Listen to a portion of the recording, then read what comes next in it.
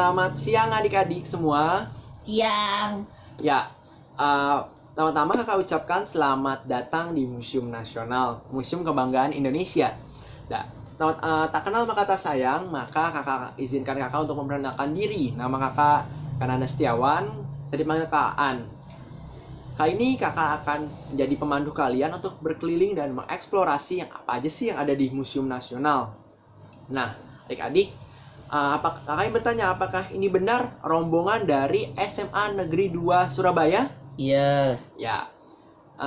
Apakah adik-adik pernah berkunjung ke Museum Nasional sebelumnya? Belum. Oh, belum. Tapi pernah ada yang tahu apa nama lain dari Museum Nasional apa?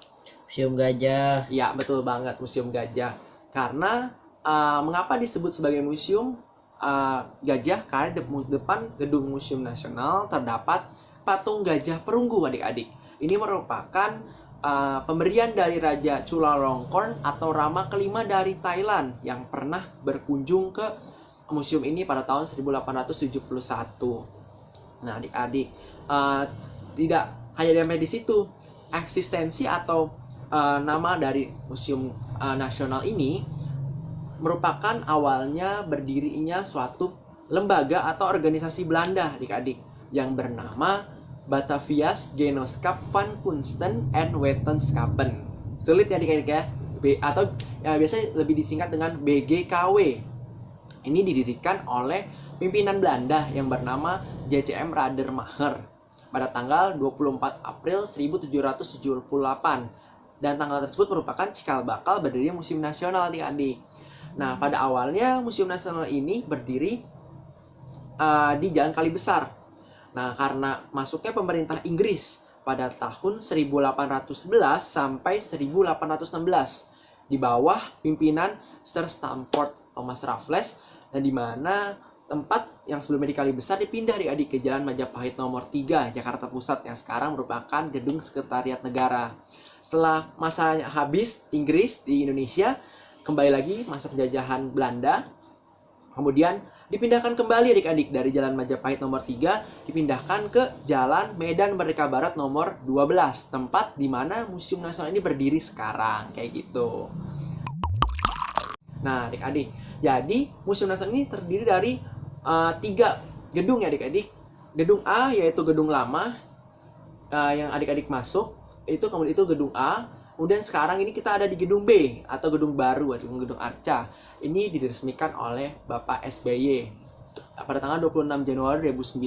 Kemudian ada juga gedung C adik-adik di tengah gedung, di antara gedung A dan B ada gedung C yang sedang dibangun sampai sekarang ini, kita lihat pengerjaannya, dan akan selesai pembangunannya sekiranya tahun 2021. Nah, untuk gedung B sendiri yang akan kita masuk sekarang ini terdiri dari 4 adik-adik, 4 lantai. Setiap lantai ini memiliki tema masing-masing. Lantai 1 memiliki tema manusia dan lingkungan. Terus ada lantai 2, temanya adalah ilmu pengetahuan teknologi dan ekonomi. Lantai 3 memiliki tema organisasi sosial dan pola pemukiman. Dan lantai 4 yang terakhir adalah memiliki tema khasanah emas dan keramik. Langsung saja kita masuk. Nah, adik-adik, benar di sebelah kanan kakak ini adalah peta Indonesia. Kita patut bangga sebagai warga negara Indonesia karena negara kita merupakan negara kepulauan terbesar di dunia. Kita memiliki pulau sekitar 17.540 pulau dengan beberapa pulau besar, yaitu ada Pulau Sumatera, Kalimantan, Sulawesi, Papua, Jawa, dan pulau lainnya.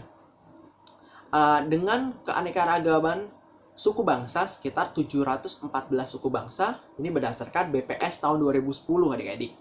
Nah, dengan adanya suku bangsa tersebut, maka kakak menjelaskan mengenai ras. Jadi di Indonesia ini ada 4 ras utama adik-adik. Udah pernah belajar kan di pelajaran IPS? Yang pertama ada ras Papua Melanosit yang bermukim di Pulau Papua, Pulau Aru, dan Pulau Kai. Kemudian juga ada namanya ras Negroid yang berada di Kepulauan Andaman, seperti Semenanjung Melaka. Kemudian yang ras ketiga adalah ras, ada yang tahu ras apa? Tidak. Apa? Ada yang tahu? Ras Wedit itu ada di daerah Jambi, di Sumatera Selatan, dan beberapa daerah Sumatera lainnya. Kemudian juga ada yang ras yang terakhir, ada ras terbesar populasinya, itu ada ras Melayu Melanosit. Nah, untuk ras Melayu Melanosit ini terbagi menjadi dua, yaitu Melayu tua atau Proto Melayu, yaitu misalkan ada suku etnis Batak, ada Toraja dan Dayak. Kemudian ada Deutero Melayu atau ada yang tahu apa? Melayu Muda, benar. Melayu Muda ini biasanya daerah Jawa, ada Bali, Madura, dan sebagainya. Nah, adik-adik, selanjutnya kita akan melihat koleksi yang selanjutnya. Ini dia koleksi selanjutnya. Ya, ini adalah, ada yang tahu? Tidak. Ya, ini adalah manusia purba, adik-adik. Manusia purba. Ini adalah contoh diorama manusia purba di daerah Sangiran, tepatnya di Kabupaten Sragen. Nah, kita tahu ya, Sangiran merupakan salah satu warisan budaya yang sudah diakui oleh UNESCO sebagai warisan budaya yang memiliki keajaiban yang luar biasa, yang ditemukannya kerangka manusia utuh. Nah, kalau ini kita lihat, ini ada diorama di daerah Sangiran, tepatnya pada masa zaman Mesolitikum. Nah, ini zaman Mesolitikum ini diperkirakan sekitar 20.000 tahun yang lalu, di mana manusia purba ini sudah mengenal namanya food gathering atau mengumpulkan makanan. Adik-adik, dia sudah bisa mengumpulkan makanan, dan tapi alat-alat yang digunakannya kita bisa lihat di sini masih sangat sederhana. Batu-batuannya yaitu serpihan yang masih agak kasar bentuknya, dan mereka sudah mengenal yang namanya menetap walaupun masih semi nomaden. Dia sudah mulai tinggal di dalam gua-gua. Nah, kita lanjut lagi ke koleksi yang selanjutnya. Nah, kalau ini adalah koleksi Museum Nasional yang tidak kalah menarik. Ini ada diorama dari Gua Songkeplek.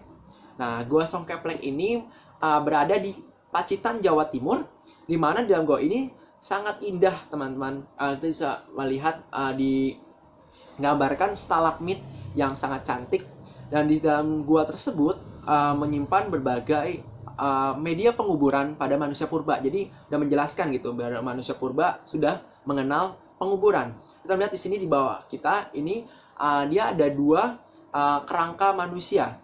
Nah, ini yang dua kerangka ini merupakan kerangka utuh, di mana kerangka tersebut memegang benda kesayangannya seperti alat serpi atau kapak. Dan dua kerangka ini merupakan berjenis kelamin perempuan, yang dimana kerangka utuh ini ada dua ras berbeda, yaitu ras Australomelanosid dan ras Mongoloid. Selanjutnya kita ke lantai 2. Nah, kalau di lantai 2 ini kakak sudah jelaskan memiliki tema, yaitu adalah iptek dan ekonomi. Ya, kalau iptek dan ekonomi, kakak akan menjelaskan mengenai di mana masa peradaban manusia dari masa prasejarah meninggalkan menjadi masa sejarah. Ada yang tahu masa sejarah adalah masa di mana manusia sudah mengenal tulisan? Ya, benar. Apa buktinya? Kita bisa melihat di Museum Nasional, yaitu nih depan kita ini adalah Prasasti Yupa, bukan Prasasti Yupi ya adik-adik. Yupi permen, ini adalah Yupa. Jadi Museum Nasional ini patut bangga karena kita sebagai Museum Nasional menyimpan 7 buah prasasti Yupa yang ditemukan di Sungai Mahakam, Kalimantan Timur. Dari 7 ini yang sudah diterjemahkan, yaitu hanya ada 4 prasasti Yupa. Nah, kalau di depan kita ini prasasti Yupa yang bertuliskan tulisan aksara Palawa dengan menggunakan bahasa Sanskerta atau Sanskrit language. Nah, ini di depan kita ini adalah original, teman-teman. Jadi ada beberapa prasasti Yupa di Indonesia seperti ada di Museum Sejarah Jakarta, itu bukan original, tapi untuk yang di Museum Nasional ini ada original atau asli. Nah, ini dia bertulisan aksara Palawa dan menggunakan bahasa Sanskerta. Yang untuk prasasti ini depan kita ini merupakan prasasti Yupa Mulawarman, teman-teman. Jadi mengapa yang disebut dengan prasasti Yupa Mulawarman? Karena prasasti ini isinya merupakan silsilah kerajaan Kutai. Nah, silsilah kerajaan Kutai itu apa? Kita bisa lihat kerajaan Kutai dimulai dari pendiri kerajaan Kutai, yaitu adalah Raja Kudungga atau kakek dari Raja Mulawarman. Kemudian Kudungga punya anak yang bernama Aswawarman, kemudian Aswawarman punya anak bernama Mulawarman. Di mana pada masa pemerintahan Mulawarman, kerajaan Kutai mencapai kejayaan. Tidak hanya itu, Museum Nasional juga memiliki prasasti lainnya, yaitu adalah prasasti Yupa. Tapi memiliki arti yang berbeda. Kalau untuk prasasti Yupa yang ini menceritakan tentang kebaikan dari Raja Mulawarman yang memberikan 20.000 ekor sapi kepada kaum Brahmana. Nah, jadi emang Raja Mulawarman ini tidak hanya sebagai raja yang takluk, tapi juga raja yang sangat baik hati dan sering bersedekah gitu teman-teman. Nah, selanjutnya kita akan melihat koleksi yang selanjutnya yang tidak kalah menarik, yaitu adalah koleksi dari Lampung teman-teman, yang bernama Sesako. Ada yang pernah dengar? Sesako? Belum. Bukan Masako ya, atau Royco, itu adalah penyedap makanan. Yang di depan kita lihat ini adalah Sesako atau berasal dari Lampung. Ini merupakan alat inaugurasi teman-teman, atau alat untuk pengukuhan raja atau petinggi ada di Lampung. Ini Sesako ini kita bisa lihat, ini dia banyak sekali tambang yang memiliki beribu makna. Ya, Sesako ini terbuat dari kayu jati teman-teman, yang diukir sedemikian rupa membentuk berbagai macam bentuk ornamen yang sangat cantik. Kita bisa lihat ini adalah ini adalah ornamen kepala manusia yang melambangkan artinya kekuasaan. Kemudian ada juga ikan dan burung yang di sini itu melambangkan perdamaian dan kebebasan. Terus juga ada 2 buah naga di kanan dan kiri, ini melambangkan kekuatan teman-teman. Jadi sampai sekarang Sesako ini sebagai latar belakang atau backstage tools pada masa inaugurasi atau pengangkatan raja masih beberapa digunakan hingga saat ini. Nah teman-teman, selanjutnya kita ke lantai 3 ya. Lantai 3 ini kita akan melihat yang namanya adalah nekara. Nah teman-teman, kalau nekara ini ada yang tahu nih mirip dengan apa? Ya, mirip seperti drum, benar ya, drum. Ini yang nekara ini merupakan peninggalan dari zaman perunggu.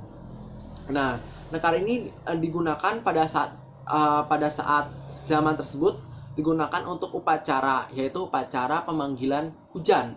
Nah, teman-teman, jadi alat ini dipukul oleh 4 anak laki-laki yang sudah akil balik.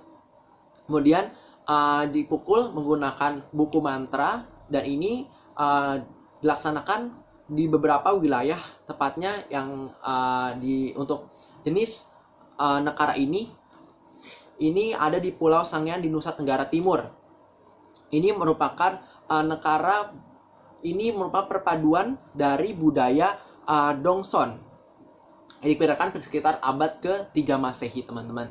Dan ini juga nekara ini terbuat dari logam perunggu, dan ini kita bisa lihat ada beberapa simbol, yaitu ada katak, yaitu merupakan hewan tanda hujan. Terus juga ada tengahnya matahari, yaitu adalah menyatakan simbol kehidupan.